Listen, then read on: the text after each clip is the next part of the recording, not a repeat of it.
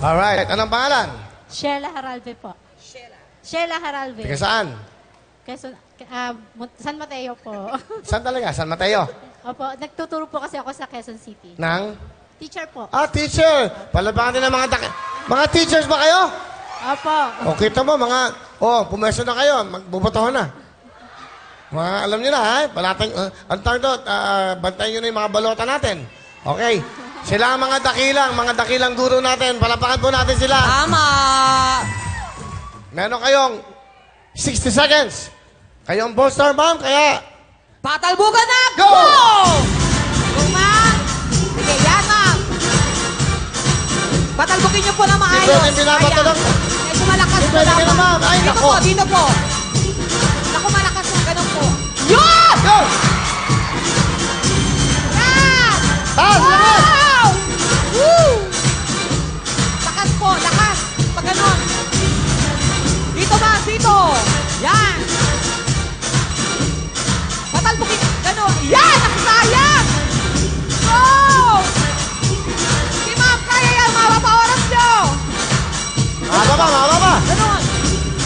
Pag ganun. Yan. Pag ganun po. Yan.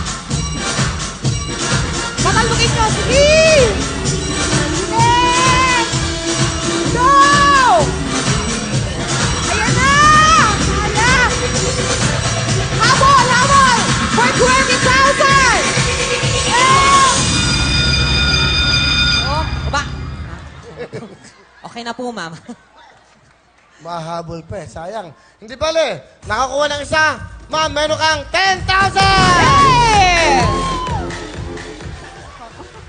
Ano gusto niyo sabihin sa Wawawin? Maraming salamat po para po sa pang-graduation ng anak ko. Wow, talaga?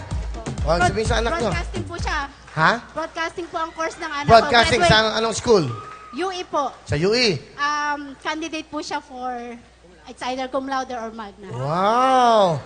O, ano pangalan ng anak niyo? Ano pangalan ng anak niyo? Yun. Siya kay na anak, maraming salamat sa pag-aaral mo ng mabuti. Sana may bigay ng Panginoon yung hinihiling natin sa kanya. Ano ba yung hinihiling niyo?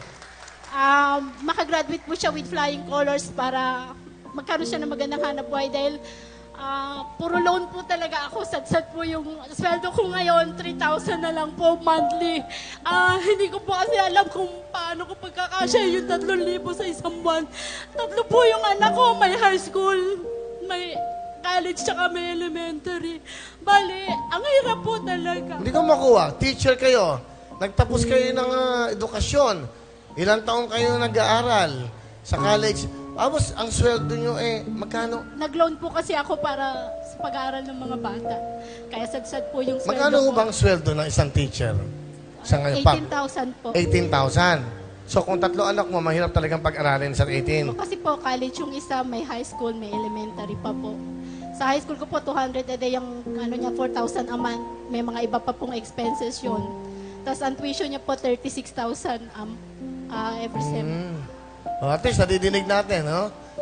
Siguro, yung susunod natin mamumuno, dapat mabigyan na kayo ng importansya mga teacher, no?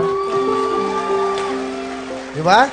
Kasi para nadidinig natin, ito naman itong tulay ng lahat ng mga kababayan natin. Ako, I'm surprised. Alam niyo ba, may kukwento ko, sa Wheel of Fortune, pag nagpapapila po kami, maraming mga graduate ng kolehiyo. Magugulat kayo, kahit nurse, kahit ano gustong pasukan, sa hirap po ng trabaho at hirap ng... pero kahit mga dakila sa aming mga puso, palapakan ng ating mga dakilang guro. Yay! Di ba yun? Importante, masaya ka!